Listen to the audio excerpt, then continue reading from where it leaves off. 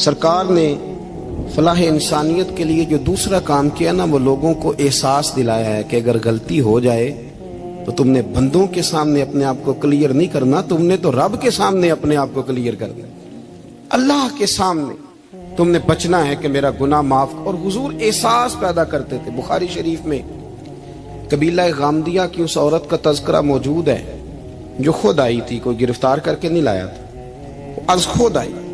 احساس پیدا ہو گیا نا گناہ کا۔ یہاں بہت ساری غلطیاں کر کے بھی لوگ جب اپنی بات کرتے ہیں تو کہتے ہیں کبھی یاد تو نہیں کسی کے ساتھ زیادتی کی ہو، یاد تو نہیں کبھی کسی کا، بھئی آپ نے اتنے بڑے ولی ہونے کا دعویٰ کر دیا۔ انسان تو انسان رہتا ہے۔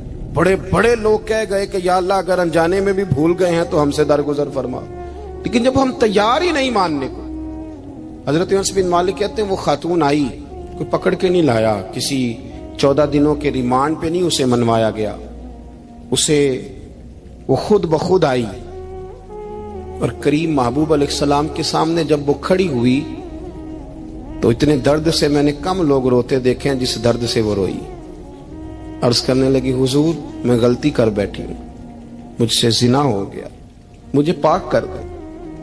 تو محبوب کریم علیہ السلام نے فرمایا تو کیسے ثابت کرے گی تو نے گناہ کیا؟ یعنی مجرم کو ثابت کرنا پڑ رہا ہے کہ میں گناہ گار۔ یہ وہ کمال ہے کہ انسانوں کو احساس ہونے لگے کہ یہاں ہم غلط ہیں۔ جب اعتراف جرم ہوتا ہے، جب بیماری کی تشخیص ہوتی ہے تو پھر اس کا علاج بھی ہو جاتا ہے۔ حضرت انس بن مالک کہتے ہیں وہ عرض کرنے لگی حضور میرے پیٹ میں ناجائز بچہ ہے۔ حضور نے فرمایا جا جب بچہ پیدا ہو تو پھر آنا۔ وہ 8 ماہ کے بعد آئی تو اس کی گود میں پھول سا بچہ تھا۔ حضور نے فرمایا واپس جا، جب روٹی کھانے لگ جائے تو پھر آنا۔ وہ 2 سال 2.25 سال دودھ پلاتی رہی، پھر جب آئی تو بچے کے ہاتھ میں روٹی کا ٹکڑا تھا۔ کریم محبوب صلی اللہ تعالی علیہ وسلم سے آ کے جب اس نے بات کی تو وہ درد سے روئی، کہنے لگی یا رسول اللہ 3 سال ہونے کو ہیں، میں نے گناہ کیا ہے، میں ساری رات سو نہیں پاتی۔ حضور تڑپتی اگر اس حال میں مر گئی تو اپنے رب کو کیا منہ دکھاؤں، مجھے پاک کر دے، میرے حال پہ رحم فرمائے۔ محبوب کریم صلی اللہ علیہ وسلم نے بچہ ایک صحابی کو دیا، فرمایا بچوں کی طرح پالنا، اور کہا اسے لے جاؤ، پتھر مار مار کے اسے سنسار کر دو۔ صحابہ کہتے ہیں اسے پتھر لگ رہے تھے اور حضور بے چینی کے ساتھ ٹہل رہے تھے۔ آ کے خبر دی حضور وہ تو وصال کر گئی، انتقال ہو گیا۔ فرمایا یہاں تک تو بات اس کی تھی۔ حضرت انس بن مالک کہتے اب محبوب کریم نے صحابیات سے فرمایا اسے غسل دو، کفن پہناؤ، جنازہ تیار ہو جائے تو مجھے خبر کرنا۔ حضرت انس بن مالک کہتے ہیں غسل ہوا، کفن ہوا، جنازہ تیار ہوا تو حیران ہم تب ہوئے جب میرے محبوب نے فرمایا صفے بناؤ، میں خود جنازہ پڑھاؤں گا، میں خود جنازہ پڑھاؤں گا۔ اور سرکار نے جنازہ پڑھایا تو ایک شخص کی زبان سے نکلا حضور اس ملعون کا معاذ اللہ جنازہ جس نے ناجائز بچہ جنا، اس کے لیے آپ دعا کر رہے ہیں، جنازہ پڑھا۔ حضور فرمانے لگے خاموش ہو جاؤ، تم نے گناہ دیکھا ہے، اس کا احساس نہیں دیکھا، تم نے غلطی دیکھی ہے لیکن اس کی توبہ کا انداز نہیں دیکھا۔ اور صاحب کنز العمال نے یہ لفظ نقل کیے ہیں کہ کریم محبوب فرمانے لگے اس نے تو ایسی شاندار توبہ کی ہے کہ اگر میں اپنی ساری امت میں بانٹ دوں تو اللہ سب کی مغفرت فرما دے گا۔ احساس جب پیدا ہو جاتا ہے نا اپنے دل کے اندر کہ یہاں میں غلط ہوں، ان العبد اذا اعترف ثم تاب تاب اللہ علیہ او کما قال نبی صلی اللہ علیہ وسلم، رواہ مشکات۔ حضور نے فرمایا جب کوئی بندہ کہتا ہے نا اللہ میں بھول گیا تھا اور پھر وہ توبہ کرتا ہے تو رب اس کی توبہ کو فوراً ہی قبول فرما لیتا ہے۔ حضرت عبداللہ بن حذافہ جہاد کر رہے تھے، روم کے عیسائیوں نے گرفتار کر لیا، 1000 آدمی نے مل کے پکڑا، گرفتار نہیں ہوتے تھے صحابی، 1000 آدمی نے گھیرا ڈالا، گرفتار کر کے لے گئے۔ اور جب بادشاہ کے سامنے گئے تو وزیر کہنے لگا بادشاہ بندہ بڑے کام کا ہے، اگر ہمارے قابو آ گیا تو فائدہ دے گا، صحابی ہیں حضرت عبداللہ بن حذافہ، حضرت فاروق اعظم کا زمانہ ہے، اگر قابو آ گیا تو فائدہ دے گا۔ بادشاہ کہنے لگا کیوں، کیا خوبی ہے؟ کہنے لگے ہم 1000 آدمی تھے، یہ اکیلا قابو نہیں آ رہا تھا، 1000 آدمی تھے، اگر ہماری فوج میں شامل ہو گیا تو بہت بڑا جرنیل ملے گا۔ بادشاہ کہنے لگا کوئی مسئلہ نہیں، 2-3 چیزیں ہوتی ہیں بندے کو خریدنے کے لیے، خرید لیتے ہیں۔ بادشاہ کہنے لگا عبداللہ جتنی دولت تجھے چاہیے میں تجھے دے دیتا ہوں، میرے لشکر میں آ جا، معاذ اللہ اسلام چھوڑ دے۔ حضرت عبداللہ بن حذافہ کیا فرماتے ہیں بڑا تو بیوقوف ہے، میں نے دولت کمانی ہوتی تو مدینے میں بیٹھ کے تجارت کرتا، میں دولت کمانے نہیں نکلا، میں تو رسول اللہ کی رضا کمانے کے لیے نکلا ہوا ہوں۔ دولت کمانی ہوتی تو کسی مارکیٹ میں ہوتا، میدان میں آنا تھا، شہادت ہے مطلوب مقصود مومن، نہ مال غنیمت نہ کشور کشائی، یہ دولت تو لونڈی ہے رسول اللہ کے دروازے کی، یہ تو پیچھے پیچھے پھرتی ہے نبی پاک کے غلاموں، یہ کمانی ہوتی تو میں کسی مارکیٹ میں ہوتا، میدان میں تھوڑا ہوتا۔ عبداللہ بن حذافہ سے دوسری چال چلی، کہنے لگے میاں عہدہ جو تجھے چاہیے، میں بادشاہ ہوں، میرے نیچے جو عہدہ تو کہے گا وہ تجھے مل جائے گا۔ حضرت عبداللہ بن حذافہ کہنے لگے شاید تجھے پتہ نہیں میری تعریف کیا ہے، شاید تو جانتا نہیں میری تعریف کیا ہے۔ کہا صاحب کی کیا تعریف ہے؟ کہنے لگے میں رسول اللہ کا صحابی ہوں اور کائنات میں سب سے بڑا عہدہ مصطفیٰ کے صحابی ہونے کا عہدہ ہے۔ صحابہ وہ صحابہ تھے جن کی ہر صبح عید ہوتی تھی، خدا کا قرب حاصل تھا، نبی کی دید ہوتی تھی۔ فرمایا میں نے حضور کے جلوے دیکھے ہوئے ہیں، مجھے عہدے کی ضرورت ہی نہیں، اور میں نے عہدہ لینا ہوتا تو میں سیاست کرتا، میں تو شہادت لینے نکلا ہوں میدان میں، عہدے کا میں نے کیا کرنا ہے۔ اب بادشاہ کہنے لگا اسے قتل کر دو، وزیر کہنے لگا نہیں ایک بات اور ہے، مجھے ایک چال اور چلنے دو۔ کہا وہ کیا؟ کہنے لگے میری بیٹی بڑی خوبصورت ہے، مجھے موقع دو، اپنی ہی بیٹی کو سجا بنا کے، وہ جوان جس کی جوانی اتنی بڑی ہے کہ 1000 آدمی مقابلے میں کھڑا نہیں ہوتا، اس جوان کے کمرے میں رات کی تنہائی میں بنا سوار کے بی بی کو بھیجا۔ وہ بی بی کہتی ہے میں ساری رات بن سور کے اس صحابی کے کمرے میں بیٹھی رہی، لیکن یہ کیا شخص تھا، ساری رات ہی مسلح پہ بیٹھا رہا، ساری رات ہی، کچھ دیر تھک جاتا تو یہ کریم رسول پہ درود پڑھنا شروع کر دیتا۔ بی بی کہتی ہے سحری ہو گئی تو میں نے چھو کے دیکھا کہ انسان ہے کہ جن ہے، یہ بندہ ہے کہ فرشتہ ہے، چھو کے دیکھا۔ کہنے لگے پیچھے ہٹ جا، میں نے کہا میں نے تو سنا تھا تو 1000 کے مقابلے میں ہے اور تو اتنا بے حس ہے کہ بنی سوری دلہن بیٹھی ہے، تو نے نظر نہیں کی۔ عبداللہ بن حذافہ، بی بی کہتی ہے نظر پھر نہیں اٹھائی، نظر پھر جھکی ہوئی ہے۔ کہنے لگے بی بی میں مجبور ہوں، اب میرے اوپر کوئی حسن نہیں چلتا، میں نے جلوائے بدوحا کا دیدار کیا ہوا ہے، اب میری نگاہوں میں جچتا نہیں کوئی، اس لیے کہ جیسے میرے سرکار ہے ایسا نہیں کوئی۔ کبھی بھی اب نہیں کسی کا میرے اوپر جادو چلتا، میں نے مصطفیٰ کو، اور کہا ذرا پیچھے ہٹ کے بیٹھ، مجھے میرے رسول نے غیر محرم سے بچنے کا حکم دیا ہے، ذرا پیچھے ہٹ کے بیٹھ۔ سحری کا وقت تھا، وہ بی بی کہتی ہے اس نوجوان کے جملے میرا سینہ چیر گئے، کلیجہ پھٹ گیا، چیخ نکلی، میں کفر کے عالم میں روئی۔ میں نے کہا مجھے بتا تو صحیح، آخر یہ جذبہ کہاں سے ملتا ہے، آخر یہ روشنی تو میں نے دیکھی نہیں، کہاں سے آتی ہے؟ ایک میرا باپ ہے جو بنا سور کے مجھے تیرے کمرے میں چھوڑ گیا، بتلا یہ کہاں سے کیف آتے ہیں؟ عبداللہ بن حذافہ کہنے لگے اگر کیف لینا ہے تو تو بھی میرے مصطفیٰ کا کلمہ پڑھ جا، آجا دروازے رسول پہ جھک جا، مل جائے گا۔ سویرے دروازے پہ باپ آیا بیٹی سے رزلٹ لینے، دروازہ کھولا تو بیٹی نقاب پہنے باہر آئی، باپ کہنے لگا کیا بلا؟ کہنے لگی پیچھے ہٹ جا، تو غیر محرم ہے، کافر ہے، میں مسلمان ہوں۔ اس نے کہا کیا ہوا؟ کہنے لگی تیرے جیسے کو باپ کہوں، تیرے جیسے کو جو مجھے استعمال کر رہا تھا، میں تجھے باپ نہیں مانتی، میں اب رسول والی ہو گئی، میں حضرت فاطمہ کی کنیزہ ہو گئی ہوں، میں اب نبی کریم کی خادمہ ہوں، خبردار میرے قریب نہ آنا۔ یہ داؤ بھی ناکام ہوا۔ اب حضرت عبداللہ بن حذافہ کے سامنے موت کھڑی کی، ایک کڑا میں تیل گرم کیا، کہنے لگے تجھے اس میں جلایا جائے گا۔ حضرت عبداللہ بن حذافہ رضی اللہ تعالیٰ عنہ جب جلنے کے قریب ہوئے تو رونے لگے۔ روم کا بادشاہ کہنے لگا شاید ڈر گیا ہے، کہنے لگے اب سمجھ آئی ہے، اب تجھے پتا چلا ہے، چلا آ جا۔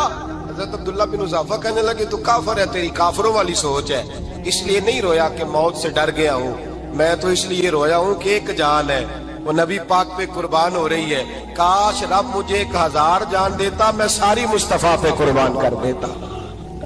ایک سنار نے گلی میں ایک یتیم چھوٹے سے بچے کو گھومتے دیکھا تو سنار بے اولاد تھا، بچے کو اٹھا کے گھر لے آیا، 18 साल उस बच्चे की परवरिश की, उसको पाला पोसा जवान किया। सुनार के पास वो दुकान पे चला जाता, वो कई दफा दुकान पे रहता, कई दफा घर में रहता। एक दफा वो दुकान पे था, बच्चा घर था, 18 साल का जवान। उसकी बीवी अकेली थी। वो जिसने मां बन के पाला था उसने उसी पे हमला कर दिया, उसका बाजू बुरी नीयत से थामा। बीवी चीखी, थोड़ी देर गुजरी तो वो नौजवान पैरों में बैठ गया, कहने लगा अम्मा पता नहीं मुझे क्या हुआ। शाम को सुनार आया, बीवी चीखने लगी, चिल्लाने लगी, कहने लगी आज अजीब बात हुई, जिसको मैंने जिगर का खून दे दे के पाला उसी ने गंदी नजर डाली। सुनार महब हैरत है। बीवी का ख्याल था कि लाठ उठाएगा, डंडा उठाएगा, नौजवान को मारेगा, लेकिन वो रोने लग गया। उसने कहा आज उसने मेरा बाजू थामा है, जाने क्या किया है। परेशान होने लग गया, सजदे में गिर गया, कहा तू बताता क्यों नहीं। तो वो सुनार कहने लगा उसकी गलती नहीं, 18 साल के बाद आज मुझ पर भी शैतान सवार हुआ था। एक औरत आई थी, वो अपने बाजुओं में चूड़ियां पहनना चाहती थी, तो मैंने भी गंदी नजर से हाथ डाला था। रब करीम ने मुझे फौरन उसकी सजा दी। जिनके घरों में बेटियां होती हैं उनकी नजरें गंदी नहीं होती। जो बेटियों के बाप होते हैं, जो बहनों के भाई होते हैं, उनकी नजरें गंदी। और अगर तू टेलीफोन करता है, तू किसी औरत के साथ ताल्लुक रखता है, तो ये बात लिख ले, इमाम फखरुद्दीन राजी 1, अल्लामा इस्माइल हक्की 2, मुल्ला जलालुद्दीन रूमी 3, इमाम खाजन 4, इमाम जलालुद्दीन सयूती 5 हदीस के उस्ताद और मुहद्दिस लिखते हैं कि अगर तू किसी पर गंदी नजर डालेगा तो तेरा घर बच सकता, याद रख नहीं बचेगा। इसलिए कि तेरी नजर किसी की बेटी को बेटी समझ, ताकि तेरी बच्ची का पर्दा कायम रहे। किसी की बहन को, ये क्या बात हुई कि तू जितना मर्जी गंद मुआशरे में फैलाता रहे तेरा घर बचा रहे, ये कैसे हो सकता है। फाइना लहू मईशतन दंका, अल्लाह फरमाते हैं जिंदगी तंग हो जाएगी तेरे लिए मुश्किल, तू ढूंढता फिरेगा कि मैं मरने को जगह तलाश करूं। सच्ची तौबा करे, खरी तौबा करे। ये गुनाह इंसान को मजबूर कर देते हैं। हजरत अब्दुल्ला बिन मुबारक रहमतुल्लाह ताला अलैह, उनके सैकड़ों शागिर्द थे। एक शागिर्द के इंतकाल का वक्त आया तो घर गए मिलने। आप कहते हैं मैंने जोर लगा लिया पर उसकी जुबान पर कलमा जारी नहीं हुआ। मैं उसे कहता कलमा पढ़, पर उसकी जुबान पर जारी। अल्लाह अकबर, बहुत बड़ी नेमत है। दुआ फरमाए अल्लाह ईमान की मौत अता फरमाए, ईमान की मौत दे अल्लाह करीम, ईमान की मौत दे। ऐसे भी लोग देखे हैं, मस्जिद नबवी है, रसूलुल्लाह का शहर है, सर सजदे में है, रूह परवाज कर गई। रूह पर कितना नसीबों वाला है, कितना नसीबों वाला है कि मस्जिद नबी में सर सजदे में रखा है और अल्लाह तबारक व तआला ने महबूब के कदमों में मौत अता फरमाई। तो हज़रत अब्दुल्ला बिन मुबारक कहते हैं मैंने उसको कहा कलमा पढ़, तो उसकी जुबान पे जारी नहीं होता। मैं बार बार कहता तो वो मिन्नत करता, कहता हुजूर मैं कोशिश करता हूं जारी नहीं होता। फरमाते मैं परेशान होके उठा, अभी मैं दरवाजे पे पहुंचा था, उसने चीख मारी और रूह परवाज कर गई। बच्चे रोने लगे, बीवी रोने लगी। तो मैंने उसकी बीवी से कहा कि जुर्म क्या करता था, इतना बड़ा पापी पे कलमा जारी नहीं हुआ। उसकी जोजा कहने लगी हजरत जी 2 गुनाह थे इसके। एक तो ये शराब का आदी था, रोकती थी बाज नहीं आता था, और दूसरी बात यह कि ये अपनी अम्मा का नाफरमान था। वो 2 गलियां छोड़ के रहती है, ये कभी मिलने नहीं गया था। उस बूढ़ी का कलेजा इसकी तरफ से बड़ी तकलीफ में था। तो हजरत अब्दुल्ला बिन मुबारक कहने लगे जा तू भी दुआ कर और उसकी माँ को भी कह दुआ करे कि यहां तो ये कलमा नहीं इसे नसीब हुआ, अल्लाह करे अल्लाह आखिरत की मंजिलें इसकी बेहतर फरमा दे। ये हदीस सुनाने लगा हूं, हदीस है, हदीस रसूल है। जवान खास करके जरा मेरी बात पे तवज्जो करे और बुजुर्ग खास कर तवज्जो करे जिन्होंने तरबियत करनी है। सुने, हुजूर की बारगाह में एक नौजवान आया है, ये संगमील है हदीस, इसको याद रखना। अर्ज की हुजूर मैं सारे गुनाह छोड़ सकता हूं, जिना नहीं छोड़ता। हुजूर मुझे जिना की इजाजत होनी चाहिए। मेरे हबीब ने थपकी दी, बिठा लिया। मैं कहता हूं हुजूर ने गुनाहगारों को मुआशरे से काटा नहीं, उनकी तरबियत फरमाई है, उनकी तरबियत फरमाई है, उनको करीब फरमाया। मेरे हबीब करीम सल्लल्लाहु अलैहि वसल्लम ने फरमाया इधर आ बैठ जा, बैठ गए। हुजूर ने फरमाया तू पसंद करता है तेरी मां के साथ कोई बदकारी करे? हुजूर नहीं। फरमाया तू पसंद करता है तेरी बेटी के साथ कोई बदकारी करे?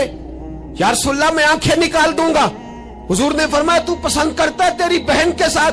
हुजूर मैं काट डालूंगा वो हाथ जो मेरी बहन की तरफ उठेंगे। फरमाया तू पसंद करता है कि तेरी खाला फुफी ममानी की तरफ कोई ऐसी हरकत करे? हुजूर मैं काट के रख दूंगा उन लोगों को जो बात भी करेंगे। मेरे हबीब ने फरमाया अच्छा, जिसके साथ तू बदकारी की इजाजत मांग रहा है वो किसी की मां नहीं लगती, वो किसी की बहन नहीं लगती, वो किसी की बेटी नहीं होगी? याद रखे मुल्ला जलालुद्दीन रूमी 1, इमाम गजाली 2, आला हजरत फाजले बरेलवी 3, बुजुर्ग मुतफिका तौर पर लिखते हैं, फरमाते हैं जो गंद के साथ दूसरे घर में ताड़ता है वो अपने घर की खैर मना ले। जो गंदी नजर दूसरों पर रखता है वो अपने घर की खैर मना ले, इसलिए कि जो जुर्म वो किसी के खाते में डालेगा वो सजा बन के उसके घर की तरफ लौटा दिया जाएगा। जो बदकारी वो किसी के खाते में डालेगा वो सजा बन के अल्लाह उसके घर की तरफ लौटा देगा। अगर अपने घर को पाक रखना चाहते हो तो दूसरों की तरफ पाक नजर रखनी शुरू कर दो। अगर चाहते हो कि तेरा घर अजीब मामला है ना, बेटे को तो पसंद की शादी की इजाजत है तो बेटी को इजाजत क्यों नहीं? अगर तेरा बेटा पसंद की शादी करेगा तो याद रखना फिर जब किसी की बेटी ये लफ्ज बोलती है फिर इज्जतों के जनाजे निकलते हैं, फिर उरियानी फहाशी का जो है वो कलक लगता है माथे पर। फिर याद रखना चारों जानिब से रुसवाइयां तेरा नसीबा होती है। अगर तू बेटी को रोकना चाहता है तो बेटे का हाथ पकड़। अगर तू बेटी को साफ रखना चाहता है तो बेटे को शर्मो हया की चादर उड़ा। अगर तू बेटियों के किरदार की हिफाजत करना चाहता है तो पहले बेटे को पाबंद शरीयत बना। एक बहुत बड़ा गुनाह बदनिगाही का गुनाह है। आपको पता है हमारे मुल्क के अंदर बदकारी, जिना और बेहयाई की शरह कितनी बढ़ती जा रही है, किस कदर बढ़ती जा रही है। वो लोग जो निकाह कर लेते हैं वो भी अपनी निगाहों को, मैं अक्सर कहता हूं, हुजूर ने फरमाया निकाह आधा ईमान है। जिसने निकाह कर लिया उसका ईमान मुकम्मल हो गया। तो जो निकाह के बाद भी बाज ना आया, मैं उसको बेईमान नहीं कहता, लेकिन नबी पाक ने फरमाया जो निकाह कर ले उसका ईमान, बोलिए ईमान महफूज हो गया, उसका ईमान, सारे बोलिए ईमान। और जो फिर भी बाज ना आए, हुजूर कह रहे ईमान मुकम्मल हो गया। और जो ना बाज आया क्या फतवा दिया जाए हदीस की रोशनी में? मेरे नबी पाक की बारगाह में औरतें आई तौबा करने, बैत करने, मुसलमान होने। तो हुजूर बैत लेते वक्त फरमाने लगे मेरे साथ वादा करो, झूठ नहीं बोलोगी, गीबत नहीं करोगी, जिना नहीं करो। एक औरत बोल पड़ी, कहने लगी या रसूल अल्लाह सल्लल्लाहु अलैहि वसल्लम मैं मुसलमान तो नहीं पर खानदानी हूं, मेरे घर वालों के जहन में भी कभी जिना का ख्याल नहीं आया।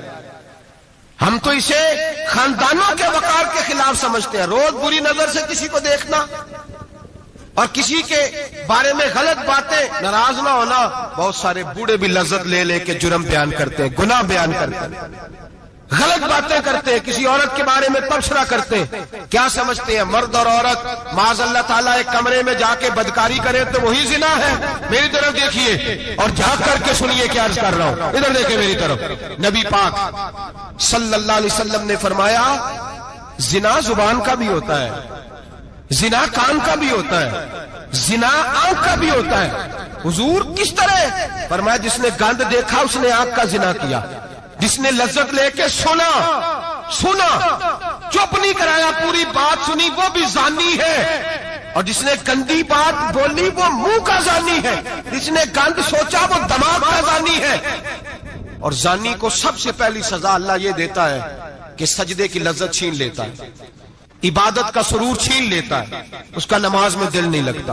कुरान में सबसे पहली सजा उसे अल्लाह अपने दरवाजे से दूर कर देता है। भाइयों आज हमारे सजदे बेकैफ हैं, आज लोग गलत जगह पे घंटों बैठे रहते हैं। मस्जिदों में लोगों के दिलों को घबराहट होती है, लोग भागते हैं। मेरे नबी पाक ने फरमाया तू नजर को पाक कर ले, अल्लाह तेरी इबादत में लज्जत पैदा फरमा देगा। मेरे भाई याद रख लें और सुन लें, सबसे कमजोर आदमी वो है जिसका जहन पाक नहीं। सबसे कमजोर आदमी वो है जो किरदार का गलत है। एक बात मैंने पढ़ी, आप यकीन करें मेरा दिल करे कि मैं आग लगा दूं اس عنوان کو جس پہ گندگی لکھی جاتی ہے، ان اخباروں کو، ان چیزوں کو جس پہ گند لوگوں کے دلوں میں. وہ انڈیا کی ایک وزیر اعظم عورت گزری تو کسی نے اس سے کہا کہ پاکستان نے تو تمہیں شکست دی ہے، تم جیت نہیں سکے بڑا ملک ہو کے. کہنے لگی کوئی بات نہیں، تھوڑا وقت ٹھہر جاؤ، ہم ان پر تہذیبی یلغار کریں گے، ان کے گھروں میں ننگا ناچ کریں گے، یہ گندی تصویریں دیکھیں گے، یہ گند میں الجھ جائیں گے. اور جو قوم گند میں الجھ جایا کرتی ہے وہ پھر کسی سے لڑنے کی طاقت نہیں رکھتی، اس کے اندر ڈٹ جانے کی ہمت نہیں ہوتی، اس کی غیرت کے جنازے نکل جاتے. دل کرتا ہے جل جائے وہ جل جائے جہاں سے برائی پھیلتی، تباہ ہو جائے وہ علاقے جہاں سے گند ہوتا ہے. لوگ گند کی کمائی کھاتے ہیں، گند کی. ایکٹروں کے ساتھ کھڑے ہو کے فوٹویں کھچاتے ہیں اور گناہ پہ فخر کرتے ہیں، اور گندے لوگ کہتے ہیں اللہ کا فضل ہے ہم گند پھیلا رہے ہیں. ثم معاذ اللہ، لوگ گناہ پہ فخر کرتے ہیں چوکوں چوراہوں میں. محمد بن قاسم آئے ہندوستان پہ راجہ دہر کے مقابلے میں، نوجوان میری طرف دیکھے اور صحیح ہو کے بیٹھے، خاصے صحیح ہو کے بیٹھے، تقریر نہیں کر رہا، جذبات کا میرے جذبات سنے، دل کے پھپولے جل رہے ہیں حسینے کے داغ سے. اللہ کی قسم روح کی گہرائی سے بات کر رہا ہوں، وہ بات کر رہا ہوں جو سینہ کہہ رہا ہے کہ پھٹ جائے اور کہنا نہ پڑے.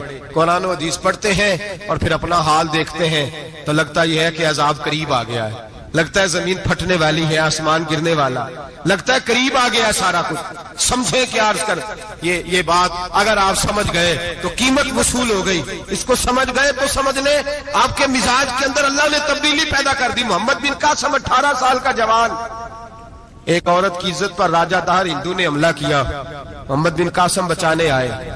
جب ہندوستان آئے فوج تھوڑی تھی، علاقہ تھوڑا تھا، راجہ دہر کی فوج بہت زیادہ، اور پھر اپنا عرب چھوڑ کے یہاں آ کے ہندوستان میں اس کے علاقے میں اس پہ حملہ کرنا، حالات خراب تھے. محمد بن قاسم پریشان ہے. ایک بزرگ نے دیکھا، کہنے لگے پریشان کیوں ہو؟ کہنے لگا سوچتا ہوں علاقہ بھی اس کا، فوج بھی اس کی، میرے فوجیوں کو تو رستوں کا بھی نہیں پتا، کیسے جنگ کریں گے، کدھر سے آئیں گے، اور پھر ہمیں زبان بھی نہیں آتی، کیسے کام ہوگا، ڈر رہا ہوں. 2-4 دن گزرے تو محمد بن قاسم اشاش بشاش ہو گئے. اور بزرگ کہنے لگے خیر ہے، بڑے مطمئن ہو گئے ہو. کہنے لگے بس راجہ دہر ہم سے مقابلہ نہیں کر سکتا، راجہ دہر ہمارے مقابلے میں کھڑا نہیں ہو سکتا. وہ گرا کے گرا، وہ لڑکھڑایا کے لڑکھڑایا، ریزہ ریزہ ہو جائے گا.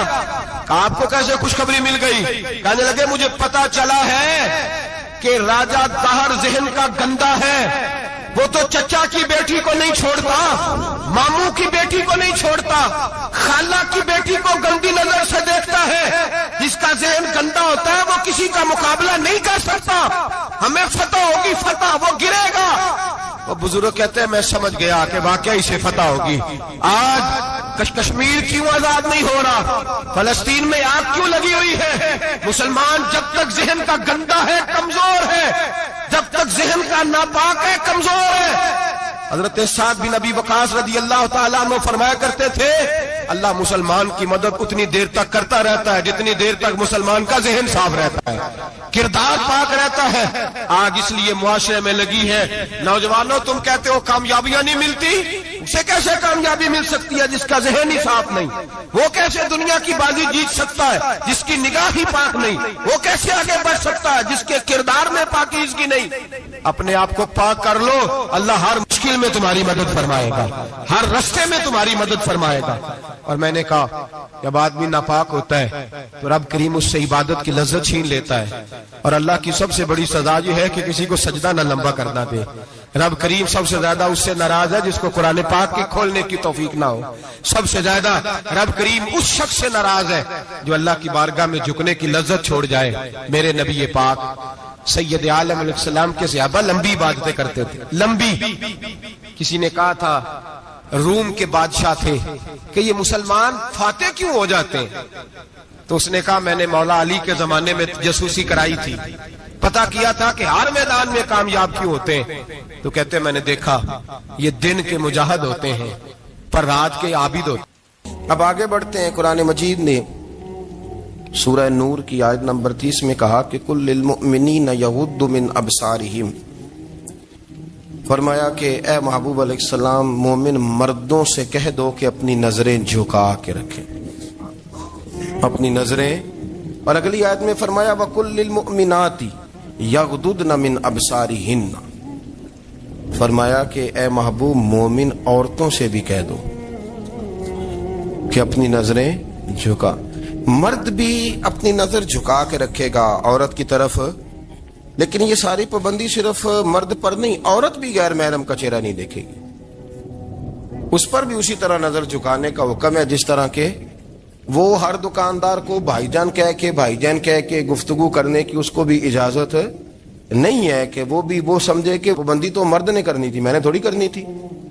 وہ جس کے پاس جائے، جہاں بھی جائے، ڈاکٹر کے پاس جائے، باہر جائے، تو وہ جس طرح مرضی اس کا دل چاہے وہ بات چیت کرے، اس کی عورت کو بھی اجازت اسلام نہیں دیتا. بنیادی طور پہ اسلام شرم و حیا کا دین ہے، حیا کی بات کرتا ہے. حیا کی جب ہم تعریف کرتے ہیں تو حیا کی تعریف یہ ہے کہ کوئی کبھی چیز دیکھ کے نا تو آپ کی طبیعت میں کراہت محسوس ہو، آپ کوئی غلط جملہ منہ سے نکالتے ہوئے ذرا جھجکیں، آپ کوئی غلط بات کرتے ہوئے تھوڑا بوجھ محسوس کریں. ہمارے ہاں تیزی سے فروغ پایا ہے بے حیائی نے. سنگیوں کی محفلیں، یاروں کی محفلیں، اس میں غلیظ گفتگو ہوتی ہے الا ماشاء اللہ. جن دوستوں کو بڑی پاک صاف گفتگو کرنی چاہیے. دوستی کا رشتہ بڑا مقدس رشتہ ہے، جو یہاں ایک دوسرے سے پیار کریں گے جنت میں بھی اکٹھے داخل کیے جائیں گے. شرط یہ ہے کہ پیار اللہ رسول کی رضا کے لیے ہو، لیکن اس کے اندر اگر آپ کی گفتگو کچی ہو، کمزور ہو، فحاشی والی ہو، عریانی والی ہو. وہ ہمارے ہاں تو اب اس کو لوگ فیشن سمجھتے ہیں، اس کو مردانگی کی علامت سمجھتے ہیں کہ وہ جی ساری باتیں جی وہاں ہو گئیں اور جس کا جو جی چاہا اس نے کہا. آپ جب حیا کے دائرے میں ہوتے ہیں تو آپ خود بھی سکون محسوس کرتے ہیں. دیکھیں نا، آپ کو نیند سکون سے کہاں آتی ہے؟ جہاں کمرہ بند ہو، چاروں جانب دیوار ہے، اوپر چھت ہے، خالی دروازہ بھی کھلا ہوا ہونا تو جب بندہ سکون لینا چاہتا ہے تو کہتا ہے یار ذرا دروازہ ذرا بند کر دو. وہ اچھی طرح اپنے آپ کو چھپا لیتا ہے نا حیا کے پردے میں، تو اللہ اسے سکون عطا کرتا ہے. اور جو اس سے بھی زیادہ ٹھنڈی نیند میں جانا چاہتا ہے وہ کہتا ہے لائٹ بھی بند کر دو. اب وہ مکمل طور پہ سمجھتا ہے کہ میں چاروں جانب سے چھپ گیا ہوں، اگر میں کھل کے بھی سو جاؤں گا تو میرا چونکہ پردہ قائم ہے تو مجھے کوئی دشواری نہیں ہو. آپ جب چھپ جاتے ہیں، جب آپ حیا کے اندر سمٹ جاتے ہیں، جب آپ چادر کے اندر آ جاتے ہیں تو آپ بہت ساری جگہوں پہ آسانی محسوس کرتے ہیں. تو حیا تو آپ کو سکون دیتی ہے، حیا تو دل کو راحت دیتی ہے. میں بڑی ذمہ داری سے بات عرض کرتا ہوں، قرآن مجید نے نا ایک مقام پہ مذاق کو، ایک مزاح ہوتا ہے خوش طبی، وہ نہیں، مذاق اڑانا. قرآن پاک نے نا مذاق کو ایک جگہ پہ جاہلوں کا طریقہ بھی قرار دیا. بنی اسرائیل کے لوگوں سے حضرت موسیٰ نے کہا کہ گائے ذبح کرو اور ایک ٹکڑا مقتول کو مارو، زندہ ہو کے خود بتا دے گا مجھے کس بندے نے قتل کیا. تو کہنے لگے آپ ہمارے ساتھ مذاق کر رہے ہیں. تو قرآن مجید کہتا ہے کہ حضرت سیدنا موسیٰ علیہ السلام فرمانے لگے اعوذ باللہ ان اکون من الجاہلین. فرمانے لگے میں اللہ کی پناہ مانگتا ہوں کہ میں جاہلوں میں سے ہو جاؤں. یہ مذاق کرنا تو جاہلوں کا طریقہ ہے. اگر آپ کی زبان سے بے حیائی کا جملہ نکل گیا، اگر آپ کی زبان سے بے حیائی کا جملہ نکل گیا، آپ نے کہہ دیا کہ ہم آزاد لوگ ہیں، جو مرضی کریں گے، جو مرضی کہیں گے، جو ہمارا دل میں آئے گا کریں گے، تو پھر تو لوگ آپ کا وہ حشر کریں گے کہ آپ سے برداشت ہی نہیں ہوگا. جس کا لوگ مذاق بنا لیتے ہیں اور جو مذاق بن جاتا ہے پھر اسے کچھ جینے دیتا ہے. آپ حیا کی چادر میں چھپیں گے تو بچیں گے. اگر آپ نے اپنا مذاق بنوا لیا یہ کہہ کے کہ میں نے مرضی کرنی ہے، پھر یاد رکھنا چھپنے کو جگہ نہیں ملے گی، پھر تکلیف میں آ جائیں گا، پھر بہت بڑی اذیت کا شکار ہو جائیں. شرم و حیا، عرب کے اندر جو کنواری لڑکیاں تھیں ان میں بڑی حیا ہوتی. الحمدللہ میں بڑے فخر سے کہتا ہوں کہ میرے پنجاب کی، میرے پاکستان کی بیٹیاں بھی 20 دفعہ ان کا ابا کہے تیری شادی کرنی ہے تو وہ آنکھ نہیں اٹھا پاتی آج بھی. یہ تو وہ چند لوگ ہیں جو کہتے ہیں ہم ہائی کلاس ہو گئے، ہمیں نہیں پتا کہ وہ روشن خیال ہو گئے ہیں کہ روغن خیال ہو گئے، پتہ نہیں کدھر چلے گئے. ورنہ ہماری بیٹیاں آج بھی جب ان سے ان کا باپ، ان کی ماں بات کرتی ہے تیری شادی کی، تو وہ تو شرم کے ساتھ پچھلے سے پچھلے کمرے میں چھپتی ہیں.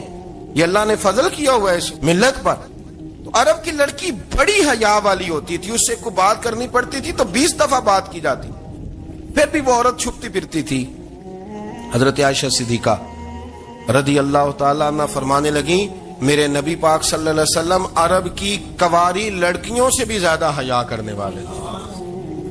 قاضی اعجاز مالکی نے، شیخ عبدالحق محدث دہلوی نے، دیگر بزرگ جو سیرت نگار گزرے انہوں نے لکھا ہے کہ نبی پاک صلی اللہ علیہ وسلم کے اندر 100 مردوں سے زیادہ طاقت تھی، 100 مردوں سے زیادہ طاقت۔ اب جو بات کہنے لگا ہوں، جو نتیجہ دینے لگا ہوں، اس پر خاص توجہ آپ فرمائیں گے۔ ذرا فکری طور پر، نظریاتی طور پر ایک چیز کو سمجھیے۔ ہم سمجھتے ہیں کہ جوان لڑکا ہے جی جو مرضی کرے، عمر ہے جی۔ آپ ذرا بات پر غور کیجئے گا کہ حضور صلی اللہ علیہ وسلم میں طاقت 100 مردوں سے زیادہ ہے اور حیا کواری لڑکیوں سے بھی زیادہ ہے۔ ذرا اس بات کا تقابلی جائزہ کیجئے گا کہ طاقت 100 مرد سے زیادہ ہے لیکن حیا کواری لڑکی سے بھی زیادہ ہے۔ اس کا معنی یہ ہوا کہ جس ٹہنی کو پھل زیادہ لگ جاتے ہیں وہ جھکا کرتی۔ تو حیا تو حسن ہے، حیا تو آپ کو پاک صاف کرے گا، حیا تو آپ کو نرالا کرے گا، انوکھا کرے گا۔ وہ ہمارے ایک دانشور ہے، مضمون لکھا، کئی باتیں بڑی پسند آتی ہیں۔ وہ کہتے ہیں کہ میری اہلیہ، ان کو بھی کسی نے مس گائیڈ کر دیا تھا، حالانکہ اچھی خاتون ہے، کسی نے مس گائیڈ کر دیا۔ وہ بھی سماجی اور ویلفیئر اور یہ خواتین کو شوق ہوتا نا بننے کا، تو وہ بھی سماج کے اندر اچھا مقام تلاش کرنے کے موڈ میں آ گئی۔ تو کہیں ایک دن جانا تھا تو بڑی بن سنور کے میرے ساتھ وہ گاڑی میں بیٹھ گئی۔ تو میں گاڑی میں، عورتوں کو یہ بھی مسئلہ ہوتا ہے نا کہ ہماری تعریف کرو، تو کئی دفعہ بعض مردوں بیچاروں کو جھوٹ بولنا پڑتا ہے، وہ زبردستی کراتی ہیں نا جی۔ اس میں گنجائش بھی دی ہے شریعت نے گنجائش دی ہے کہ کبھی بیوی کو راضی کرنے کے لیے خلاف واقعہ بات کرنی پڑے تو کر لینی چاہیے، تو وہ کراتی بھی ہیں۔ 3 موقع پر خلاف واقعہ بات کرنے کی اجازت ہے، واقعے کے خلاف بھی آپ بات کر سکتے ہیں۔ جنگ کے موقع پر 2 لوگوں کو صلح کرانے کے لیے اور بیوی کو راضی کرنے کے لیے کر لیں کوئی ایسی بات، بے شک اپنی طبیعت پہ جبر کر کے کر لیں، گنجائش ہے، اجازت ہے۔ وہ کہتے ہیں جب وہ گاڑی میں میرے ساتھ بیٹھی بن سنور کے، وہ تقاضا کرنے لگی کہ میں نے بڑے اچھے کپڑے پہنے ہیں پر آپ نے توجہ نہیں کرائی۔ وہ سیانا بندہ تھا، وہ چاہ رہا تھا کہ میری خاتون سمجھ جائے۔ وہ کہتے ہیں مجھے پتا تھا کہ بیچاری مس گائیڈ ہو گئی ہے، دل کی بڑی اچھی ہے، سیانی ہے، لیکن اس کو کچھ خواتین نے، کچھ لوگوں نے مل کے اس کو ذہن غلط کر دیا ہے کہ سماج میں نکلو، باہر جاؤ، کام کرو، فلاں کرو، اپنی مرضی سے جیو۔ تو میرے ساتھ گاڑی میں بیٹھی کہیں جانے کے لیے، تو مجھ سے کہنے لگی کہ آپ نے میری طرف توجہ ہی نہیں کی، آپ نے کوئی ذکر ہی نہیں کیا کہ میں کیسی لگ رہی ہوں۔ تو وہ کہتے ہیں میں نے اسے کہا کہ اگر تو ناراض نہ ہو تو پھر میں صحیح والی تعریف کر دوں۔ تو اس نے کہا کہ آپ کر دیں۔ تو کہتے ہیں میں نے درد سے اور خلوص سے اپنی بیوی سے کہا، خلوص کے ساتھ میں نے کہا میں تو روز گھر ہوتا ہوں، روز شام کو گھر ہوتا ہوں، اگر تو میرے لیے تیار ہوتی تو میں تیری تعریف کرتا، لیکن آج تو باہر جانے کے لیے تیار ہوئی، تو پھر ان سے تعریف کی امید رکھ جن کے لیے تو نے تیاری کی ہے۔ میرے لیے تیاری کرتی تو میں تو ہر شام تیرے پاس ہوتا ہوں۔ کہتے وہ میرے لفظوں میں درد تھا تو وہ بھی رو پڑی۔ تو کہنے لگی آپ گاڑی روک دیں، مجھے باہر جا کے کسی کو راضی نہیں کرنا، میں نے اسے راضی کرنا ہے جس کو رب کریم نے میرا شوہر بنایا اور میرے لیے منتخب کیا ہے میرے ماں باپ کو، میں واپس لوٹتی ہوں۔ یہ ایک پہلو ہے سلگتا ہوا، اس کو سمجھا جائے۔ رسول کریم صلی اللہ علیہ وسلم عرب کی کواری لڑکیوں سے زیادہ حیا والے تھے، کواری لڑکیوں سے زیادہ حضور حیا فرمایا کرتے تھے۔ جب خانہ کعبہ کی مکہ شریف میں تعمیر ہو رہی تھی نا، اہل عرب اس کو تعمیر کر رہے تھے، تو نبی پاک صلی اللہ علیہ وسلم اپنے چچا حضرت عباس کے ساتھ خانہ کعبہ کی تعریف میں مصروف تھے۔ تو عرب کے لوگ چونکہ لمبا کرتا پہنتے تھے پیروں تک، تو نیچے اگر کسی وقت کوئی چیز نہیں بھی ہوتی تھی تو کسی کو وہ نظر نہیں آتی تھی، چونکہ پردہ رہتا تھا، لمبا کرتا پہنا ہوا ہوتا تھا۔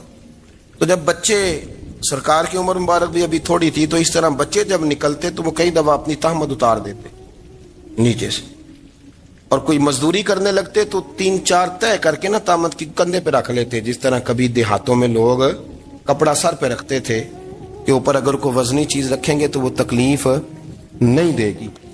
نبی پاک صلی اللہ علیہ وسلم بھی سب لوگوں کے ساتھ خانہ کعبہ کی تعمیر میں شامل تھے۔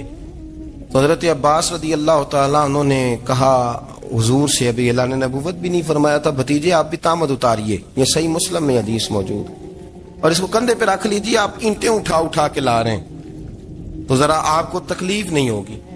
تو سرکار دو عالم صلی اللہ علیہ وسلم سے یہ بات کہی، اور پھر جلدی سے حضور کی تہمت کو نکال کے نا، حالانکہ لمبا کرتا پہنا ہوا ہے، تو وہ جیسے ہی ان کے کندھے پہ رکھا اینٹیں رکھنے کے لیے، تو سرکار تو زمین پہ گر گئے، بے ہوش ہو گئے، آنکھیں آسمان کی طرف، اور پھر حضور پکار رہے ہیں آزاری آزاری آزاری، میرا تامت دے دو، میرا تامت دے دو۔ کبھی کوئی شخص اس وجہ سے بھی بے ہوش ہوا ہے کہ میرے وجود سے کپڑا اتر گیا ہے؟ حالانکہ سرکار پر وہ بے ہوشی بھی نبی پاک کا وہ جو غلبہ ہے نا شرم و حیا کا، اس کی وجہ سے ہو، ورنہ تو حضور فرماتے ہیں کہ میری آنکھیں سو جاتی ہیں، دل تو میرا اس عالم میں بھی جاگتا رہتا ہے۔ تو سرکار زمین پہ تشریف لے آئے، آنکھیں میرا تامت دے دو، میرا تامت دے دو، تو جلدی سے انہوں نے تامت دیا تو حضور نے باندھ لیا۔ پھر طبیعت مبارک میں تسلی ہوئی، یعنی ہم اس رسول کے غلام ہیں کہ جن کے تو وجود سے کپڑا اتر جائے تو حضور برداشت نہیں کرتے، قبول نہیں فرماتے، تکلیف شروع ہو جاتی۔ لیکن یہاں نوجوان ہیں اور بڑا قد کاٹ ہے اور بڑے بڑے سمجھدار لوگ ہیں، گرمی آتی ہیں تو شارٹ کپڑے پہن کے گھومتے ہیں، ان کو خیال نہیں کہ یہ وہ والا لباس ہے جو باہر تو کیا گھر میں اماں کے سامنے نہیں پہننا چاہیے، بہنوں اور بیٹیوں کے سامنے نہیں پہننا چاہیے۔ آپ کی گفتگو میں شرم و حیا ہو، آپ کے لب و لہجے کے اندر حسن ہو۔ آپ کو پتہ ہے نبی پاک صلی اللہ علیہ وسلم نے فرمایا میری امت میں سب سے زیادہ حیا کرنے والے عثمان غنی ہیں، عثمان غنی سب سے زیادہ حیا کرنے والے۔ آپ فرمایا کرتے تھے جب سے حضور کا چہرہ دیکھا ہے میں نے کبھی اپنی شرمگاہ بھی نہیں دیکھی، میں نے آنکھوں کا وضو نہیں توڑا، اور جب سے حضور کے دست مبارک میں میں نے بیعت کے لیے سیدھا ہاتھ بڑھایا تو پھر سیدھا ہاتھ میں نے کبھی گندگی کو نہیں لگایا۔ حیا تھی۔ آپ باتھ روم کے اندر بھی غسل فرماتے تھے تو کپڑوں سمیت کرتے تھے۔ کسی نے کہا حضرت جی واش روم کے اندر کیوں نہیں کپڑے اتارتے؟ آپ فرمانے لگے باہر بندوں سے حیا کرتا ہوں، اندر جاتا ہوں تو رب سے حیا آنی شروع ہو جاتی، وہ تو دیکھ رہا ہے نا۔ تو میں جو بات آپ کی خدمت میں عرض کرنا چاہتا ہوں اس کو آپ سمجھیے گا میرے عزیز، کہ شرم والا مزاج، گفتگو بھی شرم والی، آنکھیں بھی شرم والی، لباس بھی شرم والا، دوستی یاری بھی شرم والی، بہت ساری ایسی باتیں۔ دیکھیں نا آپ ذرا، میں نے کہا کہ باتوں کو سن کے گزر نہ جایا کریں، اس کی گہرائی پر غور کریں۔ حضور علم کا سمندر ہے، سرکار سے زیادہ علم دنیا میں کسی کے پاس موجود نہیں ہے، اور صحابہ کو موقع ملا ہوا ہے اس سمندر سے فیض لینے کا، لیکن ان کی حالت یہ ہے کہ حضرت علی المرتضیٰ فرماتے ہیں 14 دن گزر جاتے، حضور سے کوئی سوال پوچھنا ہوتا تھا پر میں شرم کے مارے نہیں پوچھ پاتا تھا۔ 14 دن بخاری شریف میں موجود ہے۔ ایک دن نبی پاک صلی اللہ علیہ وسلم نے پوچھا صحابہ سے کہ وہ کون سا درخت ہے جس کے پتے نہیں گرتے، اور وہ درخت اس طرح ہے جس طرح مومن ہوتا ہے، وہ درخت میرے مومن کی طرح بتاؤ۔ حضرت عبداللہ ابن عمر فرماتے مجھے پتا تھا کہ وہ کھجور کا درخت ہے، لیکن چونکہ ابو بکر صدیق بھی بیٹھے ہیں، عمر فاروق بھی بیٹھے ہیں، مولا علی بھی بیٹھے ہیں، عثمان غنی بھی بیٹھے ہیں، اتنے جید لوگ بیٹھے ہیں، تو مجھے حیا آتی تھی کہ میں کیوں جواب دوں۔ کہتے سرکار نے کئی دفعہ پوچھا، لوگوں نے کئی اور درخت بتائے، پر فرمایا تمہارا جواب درست نہیں ہے۔ آپ حیا کے اس پہلو پر غور کریں کہ سوال کا جواب آتا ہے، سوال کا جواب، یعنی مجھے سوال کا جواب آتا اور پھر میں دوں نہ، مجھے بدعزمی نہ ہو جائے گی؟ یہ کیسے ممکن ہے کہ میری رات گزر جائے مجھے پتا بھی تھا اور میں نے بتایا نہیں؟ بہت سارے لوگ آ کے بہت ساری باتیں بتاتے ہیں، بہت ساری باتیں وہ سمجھاتے ہیں، تو ہم غور سے ان کا چہرہ دیکھنے لگ جاتے ہیں، کہتے ہیں یار اس کا تو دعویٰ تھا کہ میں سمجھنے آتا ہوں، یہ تو ہمیں سمجھا رہا ہے، چلو الحمدللہ ہم سمجھنے کو تیار ہیں۔ لیکن میرے عزیز پتہ بھی ہے جواب کا، علم بھی ہے، لیکن فرماتے ہیں میری حیا نے مجھے اجازت نہ دی کہ میں جواب دوں۔ آپ فرماتے ہیں پھر حضور سے صحابہ نے عرض کی کہ یا رسول اللہ آپ ہی بتا دیں وہ درخت کون سا ہے، تو حضور نے فرمایا بھئی وہ کھجور کا درخت ہے۔ تو آپ فرماتے ہیں میں دل میں کہہ رہا تھا کہ الحمدللہ میرا جواب درست ہے، حالانکہ میں نے جواب دیا ہی نہیں۔ تو لفظوں میں حیا، جملوں میں حیا، آنکھوں میں حیا، اٹھنے میں حیا، بیٹھنے میں حیا، چلنے میں حیا ایک خوبصورت حسن ہے، اور نبی پاک صلی اللہ علیہ وسلم نے فرمایا جب تو بے حیا ہو جائے نا پھر تو آزاد ہے، پھر تو جو مرضی کا۔ پھر تو جو اس لیے بزرگ جب کسی کو بے حیا کہتے تھے نا، اللہ اکبر، اور جب کسی کو کہتے تھے نا یہ بے حیا ہے، تو لوگ سمجھتے تھے کہ کوئی ہلکی سی بات کر دی، لیکن ان کا معنی یہ ہوتا تھا کہ بس بھائی اب اس کے ساتھ کوئی کلام کرنے کی ضرورت ہے، اس کو اب اصلاح کی ضرورت نہیں، یہ بے حیا ہے۔ کیا معنی؟ کہ اب یہ جو اس کے دل میں آئے گا وہ کرے گا، جو اس کی طبیعت چاہے گی وہ کرے گا، اب یہ کسی پہلو بھی قابو آنے کو تیار بے حیا ہو گیا۔ بے حیائی بہت بڑا عیب ہے، اور جو لوگ کہتے ہیں کہ ہمیں بالکل آزادی ہونی چاہیے، ہمارا اپنا جسم ہے تو ہماری اپنی مرضی چلے گی۔ ایک وزیر صاحب ہیں، پتہ نہیں میں ان کو جانتا تو نہیں، انہوں نے سینٹ میں تقریر کی ہے، میں نے ان کی بات سنی ہے، اس نے کہا نہیں بھائی، جسم رب کا ہے تو مرضی بھی تو رب کریم کی چلے گی، اور مرضی بھی اللہ کی۔ یہ مجھے تھوڑا سا مسئلہ ہے جسم پر، کبھی کبھی مجھے کثرت سفر سے الرجی ہو جاتی ہے۔ میرے ساتھ لوگ نا دل سے پیار کرتے ہیں، شاید ہی کوئی اچھا ڈاکٹر ہو جس تک میرے سنگی مجھے لے کے نہ گئے ہوں، پر جسم اللہ کا ہے نا، مرضی بھی جب چاہے گا صحت دے گا۔ کیوں کچے کاموں میں لوگ پڑ گئے، کیوں غلط لوگ سوچ میں پڑ جاتے ہیں؟ یہ اسی کا ہے، اور جب وہ چاہے گا، آپ اس بات کو اچھے طریقے سے سمجھ لیں کہ جو اپنی مرضی چوکوں چوراہوں میں کر رہے ہوتے ہیں نا، جو مرضی گندمند، وہ جانور ہوتے ہیں، وہ جانور ہوتے ہیں جو نہ چونک دیکھتے ہیں، نہ گلی دیکھتے ہیں، نہ انہیں پتہ ہوتا ہے کہ جگہ کون سی ہے۔ وہ انسان، میں نے کہہ دیا جو میں نے کہنا تھا، میں نے کہہ دیا، وہ جانور ہوتے ہیں۔ اور جو کچھ انسان ہوتے ہیں نا، ان کے اندر کچھ نہ کچھ پھر شرم حیا بھی ہوتی ہے۔ وہ چوکوں چوراہوں میں وہ حرکتیں اور وہ کام نہیں کرتے جو جانور کرتے ہیں۔ ان کے لیے بڑے پردے ہوتے ہیں، ان کے لیے بڑی باتیں ہوتی ہے، ان کے لیے بڑا کچھ ہوتا ہے۔ جو بالکل آزاد ہو جائے، کوئی پتہ نہ ہو کس وقت کیا کہنا ہے کیا کرنا ہے، تو پھر وہ دائرہ انسانیت سے خارج ہو جاتا ہے۔ ہم آپ کو کیا دعوت دیں؟ آپ تو وہ باتیں کر رہے ہیں جو اسلام کا انسانیت کے حق میں بھی ٹھیک نہیں، آپ تو وہ والی باتیں کر رہے ہیں جن کا انسانیت بھی تقاضا نہیں کرتی کہ یہ باتیں ہونی چاہیے۔ لیکن ایک بات، میں تو جذباتی نہیں ہوتا، میں بڑے غور سے چیزوں کو دیکھتا ہوں، سنتا ہوں، اور نہ میں ان موسمی مینڈکوں کی۔ وہ مجھے عاطق صاحب کہنے لگے جی بڑے بڑے مولوی ایک بندے کے ساتھ بیٹھے ہوئے ہوتے تھے اور وہ روزے میں بڑے بڑے درس دیتا تھا، تو وہ بھی فلانی حرکتیں کر رہا ہے۔ تو میں نے کہا ہم نے تو پرانا کہا تھا کہ موسمی مینڈک ہے، تو پرانے کہہ رہے ہیں کہ اداکار ہے، تو وہ جہاں کاسٹ کریں گے وہاں وہ اداکاری کرے گا۔ آپ کسی مذہبی جگہ کر لیں تو وہاں کر لے گا، کہیں اور جگہ کریں گے تو ہم تو پرانا کہہ رہے ہیں۔ تو کسی کو کبھی سمجھ آتی ہے تو کسی کو کبھی اور جگہ جا کے سمجھ آتی ہے۔ ہم ان لوگوں سے پریشان نہیں ہوتے، کیوں؟ سن لیں، کوئی مایوسی نہیں، ان کے اندر جتنا زور ہے وہ لگائیں۔ یہ ملک بنا ہے رسول اللہ کے نام پہ، یہ اللہ نے تحفہ دیا ہے امت مسلمہ کو، یہ نبی پاک کے نام پہ بنا ہے، تو یہاں جھنڈا بھی وہی والا بلند ہونا ہے جو مدینے والے رسول کا جھنڈا ہے، اور یہاں وہی کام چلے گا جو نبی پاک نے بیان فرمایا۔ تو اس طرح کئی لوگ آتے ہیں، وہ شور شار کرتے ہیں، چلے جاتے ہیں۔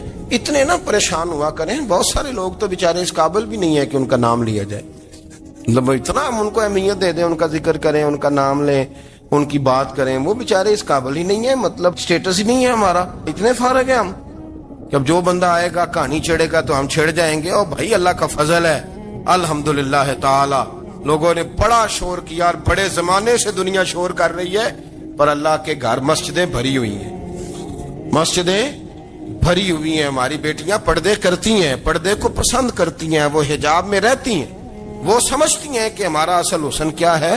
تو یہ پراپوگنڈا پرانا چلا آ رہا ہے، اس کا اللہ کے فضل سے امت مسلمہ پہ نہ کبھی اثر ہوا ہے اور نہ کبھی ہوگا انشاءاللہ۔ کہ اگر مرد اور عورت زنا کریں اور اس سے حمل واقع ہو جائے اور وہ دونوں اب شادی کرنا چاہتے ہیں، تو کیا وہ شادی کر سکتے ہیں؟ اس بارے میں مرد عورت زنا کیے، حمل بھی نہ ثابت ہو، حمل نہ ہو، تب بھی افضل یہ ہے کہ دونوں کی شادی کرا دی جائے۔ اللہ تعالیٰ نے سورہ نور میں فرمایا ہے الزانی لا ينکح الا زانیۃ والزانیۃ لا ينکحها الا زان او مشرک وحرم ذلک علی المؤمنین۔ بعض علماء نے کہا ہے کہ زنا ثابت ہو گیا تو پھر صرف زانی ہی اس سے نکاح کر سکتا ہے، پاک باز آدمی ایسی عورت سے شادی نہ کرے۔ دوسرے علماء نے کہا کہ اگر اس کا توبہ عورت کا توبہ ثابت ہو گیا، اس کی توبہ ثابت ہو گئی، پورے طور پر صحیح توبہ کر لیا ہے، تو کوئی بھی اس سے شادی کر سکتا ہے۔ لیکن سیاق آیت اور علماء کے اقوال سے معلوم ہوتا ہے کہ زانی اور زانیہ دونوں نکاح کر لیں، وہی افضل ہے، تاکہ ان کی آپس کی عزت چھپ جائے۔ خدا نخواستہ دوسری جگہ جا کر کے اگر وہ کرے گی، زنا واضح ہو گیا ہے، شوہر ہو سکتا ہے رات دن ستائے اس کو اس معنی میں کہ تم ایسی تھی ویسی تھی، تو افضل یہی ہے۔ اور اگر حمل بھی ہو گیا تو اور ہی زیادہ افضل ہے کہ وہ دونوں اکٹھا ہو جائیں تاکہ بچے کو سمیٹ لیں۔ رہ گئی بات مسئلے کے طور پر کہ وہ بچہ اس زانی کی طرف منسوب ہوگا یا کس کی طرف منسوب ہوگا، صحیح مسئلہ یہ ہے کہ زنا کی بنا پر لڑکا اس کی طرف منسوب نہیں ہوگا اسلامی حکومت میں یا اسلامی قوانین میں، البتہ وہ ماں کا بیٹا ہے، نام اس کے باپ کا کچھ اور رکھ دیجئے، ابن ام ہی بھی کہا جا سکتا ہے، اس کی ماں کا نام اگر فاطمہ ہے ابن فاطمہ، جیسا کہ تاریخ میں بہت سے لوگوں کو ابن سمیہ کہا گیا، جن کے بارے میں تھا کہ جاہلیت میں ان کے ماں سے کسی نے زنا کیا تھا، تو وہ جو ہے ماں کے ساتھ رہے گا۔ دوسری اولاد بھی پیدا ہوگی تو وہ اولاد اس کے لیے محرم ہوگی، کیونکہ ماں کا اسی ایک پیٹ سے نکلا ہوا ہے۔ تو اس طرح اس بچے کو سمیٹنے کے لیے بھی دونوں شادی کر لیں اور پھر آئندہ دونوں کی عزت اپنی محفوظ ہو جائے۔